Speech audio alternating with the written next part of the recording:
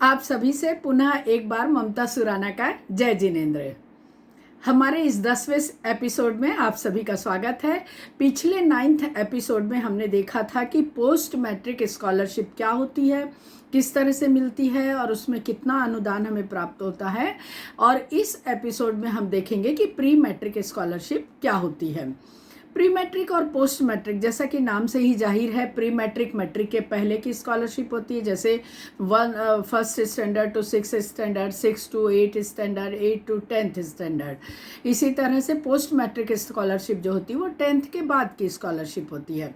तो आज जो हम बात करने वाले हैं वो प्री मैट्रिक स्कॉलरशिप के बारे में बात कर रहे हैं, यानी 10th से पहले मिलने वाली स्कॉलरशिप। प्राइम मिनिस्टर फंड से जो 15 point new scholarship program declare हुआ है वो वेलफेयर ऑफ माइनॉरिटी के लिए जून महीने में अनाउंस किया जाता है। जो स्कॉलरशिप होती है 15 अलग अलग प्रकार की जो नई स्कीम है स्कॉलरशिप की प्राइम मिनिस्टर के द्वारा, वो जून महीने में डिक्लेयर होती है और उसके बारे में अनाउंसमेंट होता है।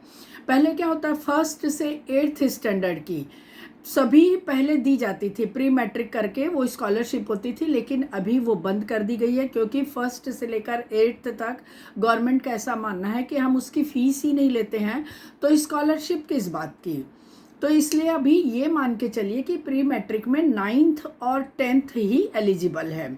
और मिनिस्ट्री ऑफ माइनॉरिटी 2022 और 23 के अनुसार ये एक नया रूल चालू हुआ है जिसमें प्री मैट्रिक में 9th और 10th से ही चालू किया गया है। क्लास 6th से 10th तक जो स्कॉलरशिप मिलती है या जो सहायता मिलती है वो बहुत नॉमिनल होती है, 500 रुपये प्रतिवर्ष होती है, जो कि एडमिशन फीस के रूप में मिलती है, और ट्यूशन फीस के रूप में 350 रुपीज़ पर मंथ के लिए दी जाती है, जो कि ट्यूशन फीस होती है।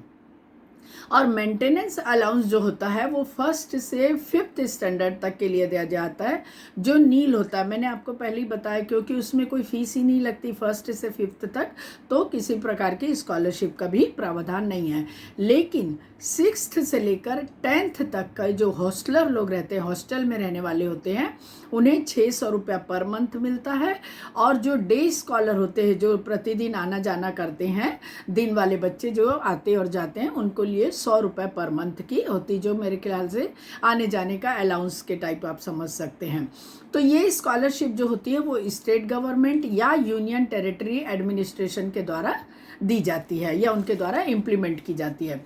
अब स्कॉलरशिप के लिए क्या कंडीशन होनी चाहिए, किसको स्कॉलरशिप मिलेगी, तो जैसा कि हमने देखा था कि पोस्ट मैट्रिक स्कॉलरशिप के लिए जो एलिजिबिलिटी होती है वही प्री मैट्रिक स्कॉलरशिप के लिए भी होती है। स्टैंडर्ड 1st से 10th तक का माइनॉरिटी से बिलोंग करना चाहिए वो बच्चा। दूसरी बात, 50% पिछले साल के उसमें 50% उसके मार्क्स होने चाहिए। मेंटेनेंस अलाउंस या जो हॉस्टल में रहने वाला अलाउंस उनको या डे स्कॉलर को है उनको ही मिलेगा। और बाकी अगर आप देखेंगे तो जो क्राइटेरिया पोस्ट मैट्रिक स्कॉलरशिप के लिए होता है वही same to same pre matric scholarship के लिए होता है। हाँ, इसके लिए अगर आपको अप्लाई करना है तो नेशनल स्कॉलरशिप जो पोर्टल होता है 2023 का, जिसे NSP मैंने तब भी बताया था, उसमें आप लॉगिन कर सकते हैं। और लॉगिन करके अलग अलग कैटेगरी और शिक्षा के हिसाब से इसमें 500 से लेकर के 25,000 और 30,000 तक की भी स्कॉलरशिप मिलती है।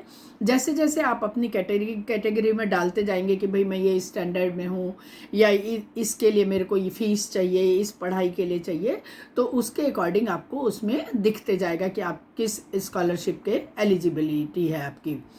तो बस यही डिजिटल छात्रवृत्ति प्लेटफॉर्म है, आपको ऑनलाइन करना है सब कुछ, कहीं जाना नहीं है। आप इसमें जो लॉगिन कर सकते हैं कंप्यूटर से और लॉगिन करके छात्रवृत्ति के लिए या स्कॉलरशिप के लिए अप्लाई कर सकते हैं। तो इस एपिसोड में हमने आपको बताया कि प्री मैट्रिक स्कॉलरशिप क्या होती, लगभग वैसी होती जैसी पोस्ट मैट्रिक, सिर्फ रकम बदल जाती है, जो मानदेय होता है, धन होता है, वो चेंज हो जाता है। इसके बाद भी और भी कई भी प्रकार की स्कॉलरशिप होती है जिसके बारे में हम अगले एपिसोड में आपसे चर्चा करेंगे। जैसे कि सिंगर लोगों को भी स्कॉलरशिप मिलती है, कोई आर्टिस्ट है उनको भी स्कॉलरशिप मिलती है। और वकीलों को, वकीली पढ़ाई के लिए जैसे आप लॉ करना चाहते हैं तो है, आपके लिए इंजीनियरिंग करना चाहते हैं या आईआईटी के डिपार्टमेंट में और भी बहुत सारी पढ़ाई होती है तो उसके लिए अलग अलग स्कॉलरशिप होती है। ऐसे बहुत प्रकार की स्कॉलरशिप होती है। मैं अगले एपिसोड में उससे भी थोड़ा सा परिचय आपसे कराऊंगी कि ताकि जिनको अलग टाइप की पढ़ाई करनी हो तो उनके लिए भी क्या क्या प्रावधान है। विकलांग बच्चों के लिए भी अलग अलग स्टैंडर्ड के हिसाब से उनके लिए भी स्कॉलरशिप तय की हुई होती है। तो हम ये सब अगले एपिसोड में चर्चा करेंगे।